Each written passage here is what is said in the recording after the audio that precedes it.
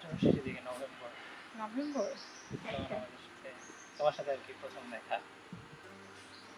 কোথায় দেখা হলো? ক্যাম্পাসে ওই বাস্কেটবল গ্রাউন্ড হেঁটে যাচ্ছিলাম। ওকে। তো মাথা নিচু করে কাঁধে ব্যাগ নিয়ে একটা মেয়ে হেঁটে যাচ্ছে। লাইব্রেরিতে আমিও পড়তে যেতাম, সো পড়াশোনা একটা পার্ট ছিল, একটা ভাব বিনিময় হয়। না, প্রথমেই ভাব বিনিময় হয় নাই, প্রথমেই হচ্ছে আমার খুব বিরক্ত লাগতো, ইরিটেট হইতাম হ্যাঁ, এটা ঠিক।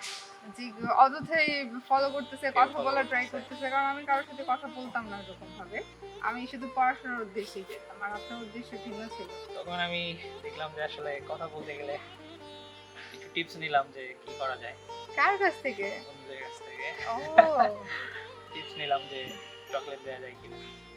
কিটক্যাট নিলাম, নিয়ে সামনে হাজির হইলাম। ব্যাপারটা ছিল বড়ই অদ্ভুত। আমি ভাবছিলাম খুশি হবে, খুশি তো হয়ই নাই। আপনি চকলেট আনছেন কেন বলে সে চলে গেল। এটা একটা অদ্ভুত মোমেন্ট ছিল আমার জন্য, যে কি হলো এটা। ইন্টারনেটে ঢোকার সময়কার কাহিনী ওটা। এরপরে তো ইন্টারনেট পরীক্ষা, থিসিস ছিল, থিসিস করতাম সারাদিন লাইব্রেরিতে বসে বসে থিসিসের কাজ করতাম।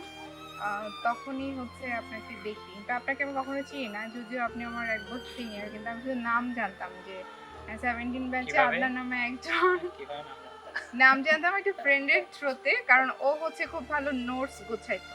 আর তো আমার যে রুমমেট ছিল, ওই রুমমেট আবার ওনার কাছ থেকে সব নোটস নিত, সবকিছু নিত। আমি দেখতাম যে আচ্ছা হ্যাঁ সব গোছানো আছে, আমার কাছে মনে হতো যে হ্যাঁ ভালো লাগে, সবকিছু গুছায় রাখে একদম মেয়েদের মতো, ফিটফাট নোটস টোটস সব রাখে।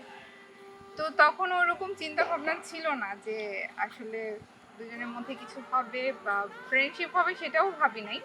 তো কিভাবে হয়ে গেছে আস্তে আস্তে